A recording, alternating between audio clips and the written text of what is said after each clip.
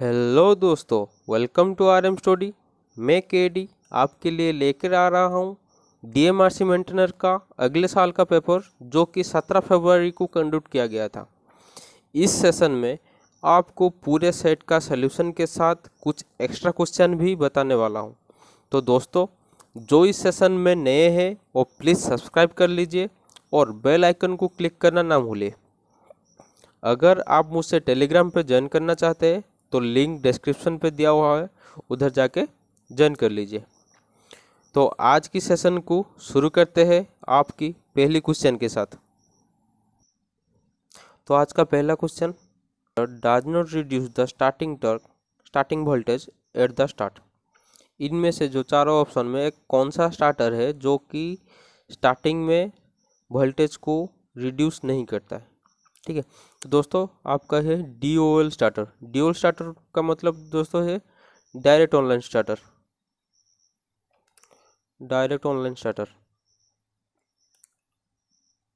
ठीक है, DOL का स्टार्टर का मीनिंग है डायरेक्ट ऑनलाइन स्टार्टर। दोस्तों ये आपका स्टार्टिंग में फुल वोल्टेज जो है वो मोटर के तरफ जाता है। तो उसके बाद आपका आ जाएगा स्टार डेल्टा स्टार्टर जो स्टार्टिंग कंडीशन में 1/√3 टाइम, स्टार्टिंग कंडीशन में स्टार्टिंग वोल्टेज को 1/√3 टाइम तक रिड्यूस कर देता है। ठीक है, जो ऑटो ट्रांसफार्मर स्टार्टर है दोस्तों, ऑटो ट्रांसफार्मर और सेंटर टेप ट्रांसफार्मर उधर यूज होता है। सेंटर टेप ट्रांसफार्मर उधर यूज होता है। ठीक है, तो सेंटर टेप ट्रांसफार्मर का जो टेपिंग होता है ना दोस्तों, ये आपका 50%, 60% और 80% ऐसे करके उसका टेपिंग रहता है। ठीक है, इसके हिसाब से वो आपकी तो वोल्टेज रिड्यूस करके मोटर की ओर देता है। ठीक है, इसके साथ चलते हैं अगले क्वेश्चन पर। Which type configuration is mostly used in amplifier. ठीक है, एम्पलीफायर के लिए इसमें से कौन सा कॉन्फ़िगरेशन ज़्यादा होता है। तो दोस्तों है कॉमन एमिटर एम्पलीफायर। ठीक है, कॉमन एम्पलीफायर इसलिए यूज होता है कि वो जो है आपका वोल्टेज को बहुत ही एम्पलीफाई करता है। उसका जो गेनिंग प्रॉपर्टी है उसका ज़्यादा है। कॉमन एमिटर एम्पलीफायर का जो गेनिंग प्रॉपर्टी है वो सबसे ज़्यादा है। तो दोस्तों मैं बताता हूँ, जो कॉमन एमिटर जो एम्पलीफायर है, कॉमन एमिटर एम्पलीफायर वो आपका ऑडियो फ्रिक्वेंसी एप्लीकेशन में ज़्यादातर यूज होता है। ऑडियो फ्रिक्वेंसी एप्लीकेशन में कॉमन एमिटर जो एम्पलीफायर है वो आपका बहुत ज़्यादा यूज होता है। और उसका जो वोल्टेज गेन है जिसलिए वो यूज होता है एम्पलीफायर में, तो वोल्टेज गेनिंग जो है वो लगभग 500 के आसपास है। ठीक है, और कॉमन बेस दोस्तों ये हाई फ्रिक्वेंसी एप्लीकेशन में ज़्यादा यूज होता है। ठीक है, कॉमन बेस जो है वो हाई फ्रिक्वेंसी एप्लीकेशन में ज़्यादा यूज होता है और इसका जो वोल्टेज गेनिंग प्रॉपर्टी है वो 150 के आसपास है। ठीक है, और जो कॉमन कलेक्टर है आपका, कॉमन कलेक्टर क्या है दोस्तों, वो आपका इम्पीडेंस मैचिंग के लिए ज़्यादा यूज होता है। ठीक है, इम्पीडेंस मैचिंग में ज़्यादा यूज होता है और इसका जो वोल्टेज गेनिंग है वो बहुत ही कम है, लेस देन यूनिटी है इसका। वोल्टेज गेनिंग जो है उसका लेस देन यूनिटी है। तो ये दोस्तों ये एक बार याद कर लीजिए। कॉमन बेस जो है वो आपका हाई फ्रिक्वेंसी में ज़्यादा यूज होता है और उसका जो वोल्टेज गेनिंग प्रॉपर्टी है 150 के आसपास है। कॉमन एम कलेक्टर जो कि इम्पीडेंस मैचिंग के लिए ज़्यादा यूज होता है और इसका जो वोल्टेज गेनिंग है वो बहुत ही कम है, लेस देन यूनिटी तक है। और जो कॉमन एमीटर है, कॉमन एमीटर आपका ऑडियो फ्रिक्वेंसी एप्लीकेशन में यूज होता है, उसका वोल्टेज गेनिंग प्रॉपर्टी 500 के आसपास है। ठीक है, इसके साथ चलते हैं आपके अगले क्वेश्चन पर। In a short circuit the value of resistance is. Short circuit में रेजिस्टेंस का वैल्यू क्या होता है दोस्तों, शॉर्ट सर्किट का जो है उसका रेजिस्टेंस का वैल्यू 0 हो जाता है। ठीक है, मैं आपको टेबुलेशन करके समझा देता हूँ। शॉर्ट सर्किट ओपन सर्किट के कंडीशन में रेजिस्टेंस और करंट का क्या चेंज होता है और क्या नहीं होता है। ठीक है दोस्तों, ये है आपका शॉर्ट सर्किट का, ये है आपका ओपन सर्किट का। ठीक है, टेबुलेशन बनाओ। ये वाला टेबुलेशन है आपका रेजिस्टेंस के लिए, ये वाला जो टेबुलेशन है आपका करंट के लिए। शॉर्ट सर्किट में रेजिस्टेंस है आपका 0 और करंट है आपका इन्फिनाइट। ठीक है, ओपन सर्किट में आपका रेजिस्टेंस आ जाएगा इन्फिनाइट और करंट आ जाएगा 0। ये जो टेबुलेशन है इसको आप नोटबुक में नोट कर लीजिए, वो इम्पोर्टेंट है बहुत। ठीक है, इसके साथ चलते हैं आगे। The damper winding is used in a synchronous motor is to. ठीक है, सिंक्रोनस मोटर में जो डैम्पर वाइंडिंग किस लिए यूज होता है, जो तो सिंक्रोनस मोटर को स्टार्टिंग के लिए दो ही चीज़ होता है, एक है डैम्पर वाइंडिंग, ठीक है, और एक है आपका पोनी मोटर। एक है पोनी मोटर और एक डैम्पर वाइंडिंग, जो सिंक्रोनस मोटर को स्टार्टिंग पर्पज के लिए यूज होता है। ठीक है, तो आपका आंसर क्या होगा, स्टार्ट द सिंक्रोनस मोटर। ठीक, तो चलते हैं आगे। Which type of file is available only half round shape. Half round shape दोस्तों कौन सा फाइल आपका अवेलेबल होता है, और आपका है रेसिप कट फाइल, जो कि हाफ राउंड शेप में यूज होता है। ठीक है, आगे चलते हैं। To make an single phase AC motor self starting and dash needed to added in the main winding. ठीक है, सिंगल फेज मोटर को सेल्फ स्टार्टिंग करने के लिए मेन वाइंडिंग पे आपको कौन सा जो चीज़ है आपको ऐड करना पड़ता है। दोस्तों मैं आपको फिगर बता दे रहा हूँ सिंगल फेज मोटर का। ये आपका आ जाएगा मेन वाइंडिंग, ये आपका आ जाएगा ऑक्सिलरी वाइंडिंग, ठीक है, बीच में आपका रह जाएगा रोटर, ये वाला आपका आएगा रोटर, ये वाला आपका आ जाएगा ऑक्सिलरी वाइंडिंग।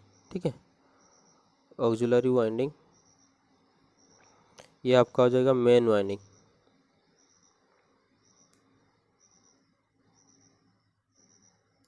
ठीक है, ये आपका मेन वाइंडिंग, ये आपका आ जाएगा ऑक्सिलरी वाइंडिंग। ये जो चीज़ है आपका रूटर रहेगा अंदर। ठीक है, ये आपका आ जाएगा रूटर। तो दोस्तों पहली बात ये है कि मेन वाइंडिंग जो है, पहली कंडीशन ये होना चाहिए कि फेज डिस्प्लेसमेंट करना चाहिए, इसके हिसाब से जो मोटर है आपका सेल्फ स्टार्टिंग करेगा। ठीक है, क्योंकि एक ही वाइंडिंग पे तो उसको कैपेबिलिटी नहीं है मोटर को स्टार्ट करने के लिए, तो इसके लिए हम ऑक्सिलरी वाइंडिंग लगाते हैं।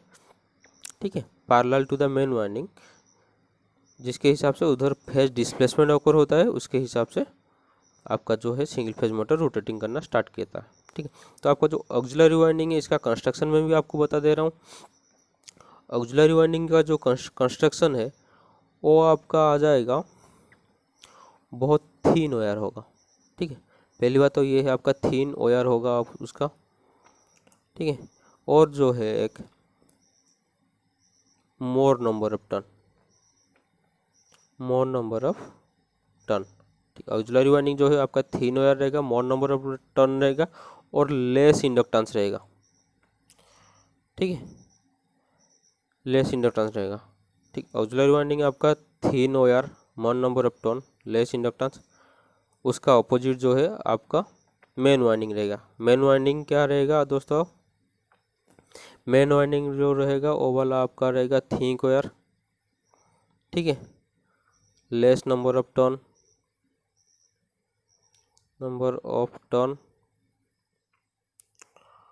और मोर इंडक्टेंस। ठीक है, मोर इंडक्टेंस। तो ये वाला आपका कंस्ट्रक्शन। तो ऑक्सिलरी वाइंडिंग किस लिए यूज होता है, मोटर को सेल्फ स्टार्टिंग करने के लिए। तो क्वेश्चन के हिसाब से आपका जो आंसर है आपका है ऑक्सिलरी वाइंडिंग। चलते हैं आगे। If the number of proton is an atom is 39 then the number of electron are. ठीक है, अगर आपका प्रोटॉन का नंबर 39 है तो इलेक्ट्रॉन का कितना है। तो दोस्तों आपको ये पता होना चाहिए कि नंबर ऑफ प्रोटॉन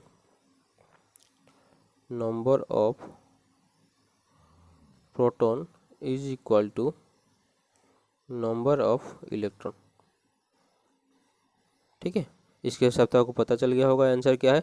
अगर आपका एटम 39 है तो आपका इलेक्ट्रॉन भी आपका 39 ही रहेगा। ठीक है, नंबर ऑफ प्रोटॉन अगर 39 है, इलेक्ट्रॉन भी आपका 39 रहेगा, क्योंकि number of proton is equal to number of electron. चलते हैं आगे। Which of the following motor is used for the driving the clock and indicating device। ठीक है, क्लॉक और इंडिकेटिंग डिवाइस में इनमें से कौन सा सिंगल फेज मोटर आपका यूज होता है? दोस्तों ये जो है आपका हिस्टैरिसीस मोटर आपका क्लॉक और इंडिकेटिंग डिवाइस में यूज होता है। ठीक है, और मैं बताता रहा हूँ कौन कौन यूज होता है। जैसे कि आपका इधर स्प्लिट फेज, ठीक है, स्प्लिट फेज में आपका बहुत सारा का मोटर रह जाएगा। स्प्लिट फेज में मतलब आपका रेजिस्टेंस स्टार्ट रहेगा और आपका कैपेसिटर स्टार्ट रहेगा, कैपेसिटर रन रहेगा, कैपेसिटर स्टार्ट एंड रन रहेगा। ये वाला जो है आपका स्प्लिट फेज के अंदर आ जाएगा, जिसके जो आपका घर में पंप सेट चलता है, एवरीथिंग जो आपका फैन है, सीलिंग फैन, वो भी स्प्लिट फेज मोटर के अंदर जाएगा। Capacitor start, capacitor run, capacitor start and run, बहुत सारा ऐसे है जो कि स्प्लिट फेज मोटर पे जाएगा। आपका आ जाएगा शेडेड पोल, ठीक है, जो शेडेड पोल मोटर है आपका, ये वाला आपका आ जाएगा स्मॉल फैन। ठीक है, ये कहने का मतलब ये है कि एग्जॉस्ट फैन जो लगा होता है घर में, जो आपका देखे होंगे कि किचन के रूम में जो एग्जॉस्ट फैन लगा होता है दोस्तों, ये ज़्यादातर शेडेड पोल मोटर का ही होता है। और आपका आ जाएगा हेयर ड्रायर, ठीक है,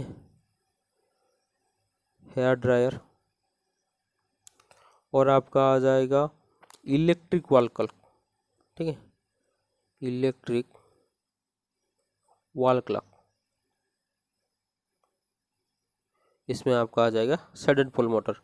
इस तरह से हम चलते हैं रिलक्टेंस मोटर। जो रिलक्टेंस मोटर है आपका कहाँ यूज होता है वो भी डिस्कशन कर लेते हैं। रिलक्टेंस मोटर जो है आपका यूज होता है hard disk drive motor, note कर लीजिए, हार्ड डिस्क ड्राइव मोटर, ठीक है। हार्ड डिस्क ड्राइव मोटर में यूज होता है वॉशिंग मशीन,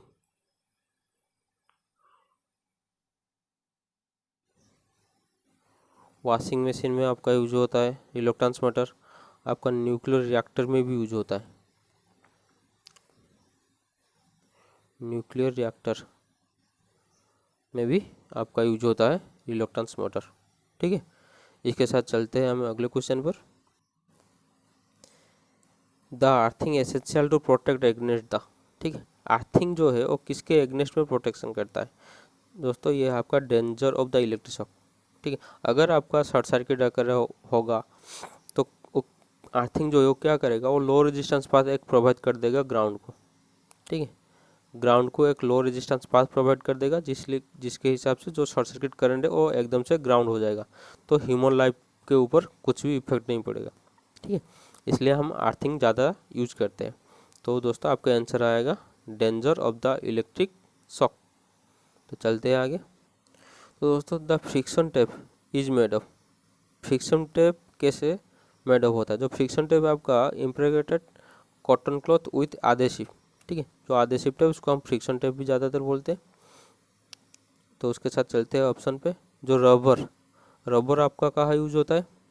रबर आपका यूज होता है ज़्यादातर आपका इंसुलेटिंग मटेरियल, जैसे कि कुछ बॉडी को पकड़ना हो, कहाँ पे खड़ा रहना हो, और रबर आपके सही के मतलब बहुत अच्छा है रबर, ठीक है। आपका जो पीवीसी का यूज होता है दोस्तों, पीवीसी जो है वो आपका अंडरग्राउंड इलेक्ट्रिक वायरिंग में यूज होता है, ठीक है,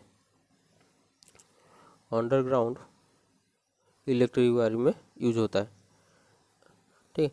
और जो है आपका पीवीसी, वो जो हमारा कंडक्टर वायर होता है ना, इसका ऊपर का जो कवर वो वाला भी हम पीवीसी में मेडअप करते हैं इंसुलेशन के लिए, ठीक है। तो चलते हैं आगे। An iron of 750 watt 250 volt is used 90 minute, how much energy will it consume, ठीक है।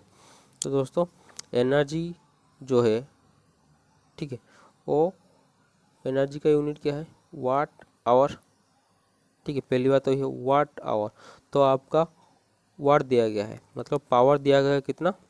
750 वाट, ठीक है। आवर इधर 90 मिनट है, ठीक है।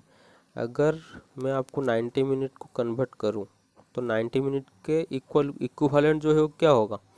मतलब 90 मिनट का मतलब हम 1.5 घंटा बता सकते हैं, ठीक है। ऐसे 1/2 आवर ऐसे बता सकते हैं, 90 मिनट इज इक्वल टू 1.5 घंटा, ठीक है।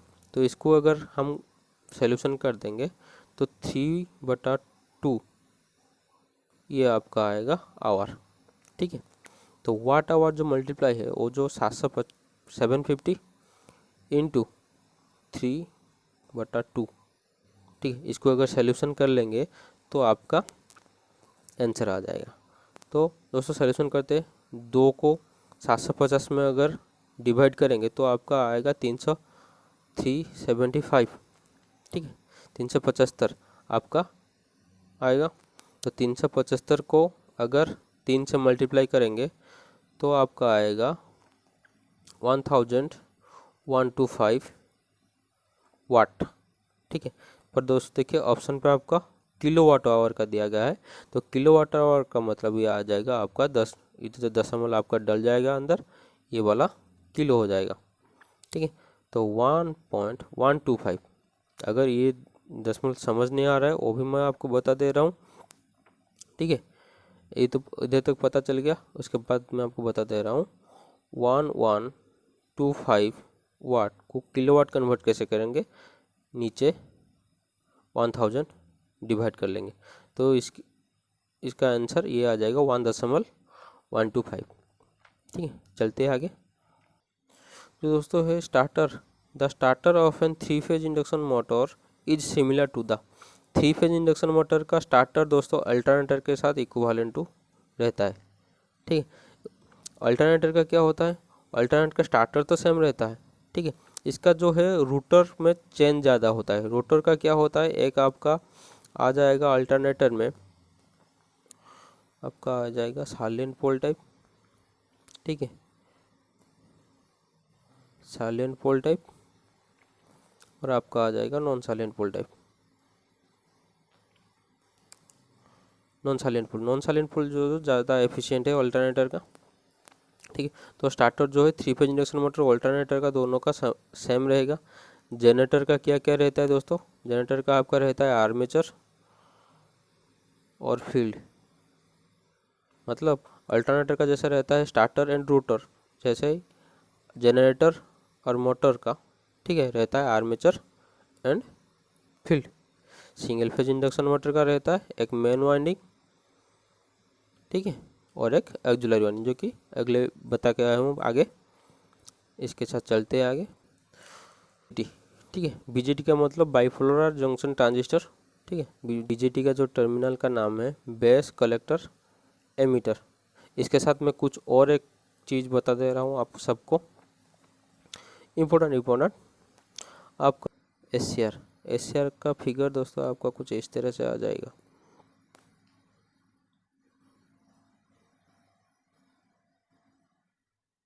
ये वाला जो टर्मिनल है आपका गेट आ जाएगा, ये आपका जो है कैथोड आ जाएगा, ये आपका जो टर्मिनल है ये आपका एनोड आ जाएगा। ठीक है, तो एससीआर का फिगर का कैसा है, एनोड कैथोड गेट इसका टर्मिनल नेम है। ठीक है, इसके आगे हम चलेंगे कि एससीआर का तो चला गया, तो अब हम यूजेटी का लेंगे, यूनिपोलर जंक्शन ट्रांजिस्टर। ठीक है, UJT unipolar junction transistor. Unipolar junction transistor का दोस्तों ऐसा रहता है, पहले भी आपको बता के आया हूँ। ऐसा ये वाला जो रहता है ये आपका एमीटर का टर्मिनल रहता है, ये वाला जो टर्मिनल एमीटर का रहता है, ये वाला जो टर्मिनल का बेस 2। ठीक है, ये वाला जो टर्मिनल रहेगा बेस 1 का। ठीक है, तो यूजेटी का टर्मिनल मार्किंग क्या है, बेस 1 बेस 2 एंड एमीटर। ठीक है, तो आगे भी बता दे रहा हूँ जो एफईटी, तो एफईटी का क्या है,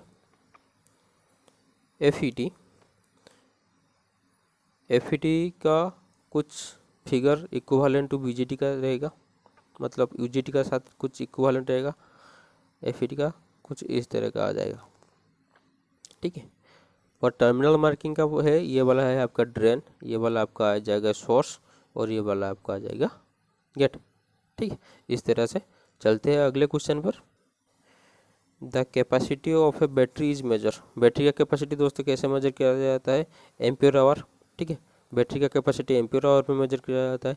एनर्जी आपका वाट आवर पे मेजर किया जाता है। एम्पियर आप करंट का मेजर करते हैं, और वाट वो है आप पावर का मेजर करते हैं। ठीक है, ये सारे यूनिट में बता दिया आपको। चलते हैं आगे। What the frequency of a 4 pole 1800 RPM alternator. ठीक है, 4 पोल 1800 RPM अल्टरनेटर का फ्रीक्वेंसी का क्या है। तो दोस्तों फ्रीक्वेंसी का फॉर्मूला है F is equal to NP divide by 120। ठीक है, एन तो दिया गया, मतलब एन का मतलब है स्पीड। स्पीड आपका 1800 दिया गया है। पोल आपका है 4 पोल, नीचे वाला आपका 120। ठीक है, ये वाला कट गया। 4 3 J 12, 3 6 J 18, मतलब आपका 60 जो है आपका आंसर आ रहा है। तो फ्रीक्वेंसी जो है आपका दोस्तों 60 हर्ट्ज। ठीक है, चलते हैं आगे। ये वाला क्वेश्चन तो बहुत ही आसान है, क्वेश्चन पढ़ लेते हैं। If 3 resistance of 15 ohm 20 ohm 35 ohm are connected in series, total resistance कितना है। दोस्तों फार्मूला है आपका RT is equal to R1 plus R2 plus R3। ठीक है, तो तीनों रेजिस्टेंस को मिला देंगे तो 15, 20 और 35, तो सबको मिला देंगे तो आपका आंसर आ जाएगा 70। ठीक है, तो आंसर है आपका 70। चलते हैं आगे। Which option represented the relative permeability of vacuum. Vacuum का रिलेटिव परमेबिलिटी दोस्तों जो है वो आपका 1। एयर वैक्यूम वो जो है रिलेटिव परमेबिलिटी आपका 1 आएगा। इसके साथ चलते हैं आगे। हाँ, और एक चीज़ बता दे रहा हूँ, जो रिलेटिव परमेबिलिटी का वैक्यूम का 1 है। ठीक है, यूनिट लेस है। जो एब्सोल्यूट परमेबिलिटी वो आपका यूनिट लेस है। ठीक है, चलते हैं आगे। A dash is an example of statically induce EMF। दोस्तों स्टैटिकली इंड्यूस मतलब उधर एक भी रोटेटिंग पार्ट आपका नहीं रहेगा। ठीक है, रोटेटिंग पार्ट उधर एकदम से नहीं रहेगा। तो इन चारों ऑप्शन पे रोटेटिंग पार्ट किसका नहीं है, वो है दोस्तों आपका ट्रांसफार्मर। ट्रांसफार्मर जो है आपका रोटेटिंग पार्ट नहीं है। तो स्टैटिकली इंड्यूस कौन प्रोड्यूस करेगा इसमें से, ट्रांसफार्मर जो है आपका स्टैटिकली इंड्यूस EMF प्रोड्यूस करेगा। और तीनों जो रह गए मोटर, अल्टरनेटर, जो जनरेटर, वो तीनों आपका डायनामिकली इंड्यूस EMF प्रोड्यूस करेंगे। ठीक है, वो तीनों डायनामिकली इंड्यूस EMF आपका प्रोड्यूस करेंगे। इसके साथ चलते हैं आगे। If a phase angle is leading in an RLC circuit then which is the below option are true. ठीक है, अगर दिया गया है कि फेज एंगल आपका लीडिंग है, लीडिंग है मतलब जो सर्किट है आपका कैपेसिटिव सर्किट है। ठीक है, तो कैपेसिटिव सर्किट है मतलब जो आपका जो है रिएक्टेंस, ठीक है, वो कैपेसिटर का सबसे ज़्यादा होना चाहिए। जो XC है वो ज़्यादा होना चाहिए, कैपेसिटिव रिएक्टेंस वो ज़्यादा होना चाहिए। तो ऑप्शन पे आपका ये वाला जो ऑप्शन है वो कैपेसिटिव रिएक्टेंस ज़्यादा है इंडक्टिव रिएक्टेंस से, तो इसलिए लीडिंग फेज एंगल जो लीडिंग है तो ये वाला ऑप्शन आपका सही आएगा। तो दोस्तों इसका नीचे वाला जो ऑप्शन है उसके XL मतलब इंडक्टिव जो रिएक्टेंस वो ज़्यादा है, मतलब ये वाला जो रिलेशन है ये आपका लैगिंग का है। ठीक है, ये वाला आपका लैगिंग का है। XL इज 0, ये है एक बहुत ही इंपॉर्टेंट क्वेश्चन है। XL 0 कब होगा। दोस्तों आपको फार्मूला एक याद होगा इम्पिडेंस का, Z is equal to R² plus XL differ XC का होल स्क्वायर का होल रूट ओवर। ठीक है, XL डिफर XC, इधर अगर सर्किट में XL इक्वल 0 लिखा हुआ है मतलब जो XC का जो पार्ट है इसको नहीं लेते हैं। ठीक है, आसान से आपको समझा रहा हूँ, समझिए। ये वाला है XL का स्क्वायर का whole root over, Z is equal to R² plus XL square का रूट ओवर। तो ये जो XL है ये अगर आपका 0 हो जाएगा, मतलब इंडक्टिव रिएक्टेंस अगर आपका 0 है तो आपका रिलेशन कुछ ऐसा आ जाएगा, Z is equal to root over of R²। दोस्तों जो स्क्वायर और रूट ओवर कट जाएगा तो उसका मतलब Z is equal to R। तो ये वाला आपका किसका रिलेशन है, Z is equal to R जो है वो जो रिलेशन है आपका रिजोनेंस सर्किट का। ठीक है, वो है रिजोनेंस सर्किट का। रिजोनेंस सर्किट का जो रिलेशन है Z is equal to R। तो ये वाला भी रिलेशन एक इम्पोर्टेंट है। अगर रिएक्टेंस, इधर इंडक्टिव रिएक्टेंस दिया गया कोई भी, अगर रिएक्टेंस आपका 0 रहता है तो वो वाला सर्किट जो को इसको हम रिजोनेंस सर्किट कहते हैं। इसके साथ चलते हैं आगे। A non hygroscopic insulating material indicate the material that, non hygroscopic मतलब जो आपका जो मॉइस्चर पार्टिकल है वो कभी भी ऑब्जर्व नहीं करता होगा, तो उसको हम नॉन हाइग्रोस्कोपिक बोलते हैं। तो ऑप्शन पे दिया गया है 4 number option, does not observe moisture from the air and soil. ठीक है, मॉइस्चर और एयर से जो मतलब एयर और सॉइल से जो मॉइस्चर ऑब्जर्व नहीं करता है उसको हम नॉन हाइग्रोस्कोपिक कहते हैं। ठीक है, तो आपका दोस्तों आंसर है आपका 4। चलते हैं आगे। दोस्तों ये वाला जो क्वेश्चन है बार बार बहुत ही हर एक का कंफ्यूज जनरेट होता है इस क्वेश्चन में, तो इसको मैं आपको इजीली समझा रहा हूँ, समझिए आराम से। With the increasing the resistance there is an increase in temperature. ठीक है, तो the source resistance is called increasing resistance increasing temperature. दोस्तों रेजिस्टेंस इंक्रीज करने से टेम्परेचर इंक्रीज करता है, वो आपका कौन सा रजिस्टर पे जाता है दोस्तों, आपका है पॉजिटिव टेम्परेचर कोएफिशिएंट पीटीसी। ठीक है, पीटीसी के अंदर जाता है। अगर आपका रेजिस्टेंस इंक्रीज करेगा तो टेम्परेचर भी आपका इंक्रीज करेगा। दोस्तों पीटीसी को हम सेंसिस्टर बोलते हैं। ठीक है, पीटीसी को हम सेंसिस्टर बोलते हैं। तो आपका जो आंसर है इधर आपका सेंसिस्टर आएगा जो कि पीटीसी के अंदर जाता है। और एक आपका है एनटीसी, नेगेटिव टेम्परेचर कोएफिशिएंट। ठीक है, जो एनटीसी है, एनटीसी में दोस्तों आपका थर्मिस्टर जाता है। ठीक है, एनटीसी पे आपका थर्मिस्टर जाता है, पीटीसी में आपका सेंसिस्टर जाता है। एनटीसी का क्या है, अगर आपका रेजिस्टेंस इंक्रीज करेगा, अगर आपका रेजिस्टेंस इंक्रीज करेगा तो आपका जो टेम्परेचर है आपका डिक्रीज करेगा। ठीक है, तो इसको इसलिए एनटीसी बोलते हैं, उसको हम थर्मिस्टर कहते हैं। पीटीसी में आपका सेंसिटिव जाता है, कैसा होता है, रेजिस्टेंस इंक्रीज करने से टेम्परेचर आपका इंक्रीज होता है।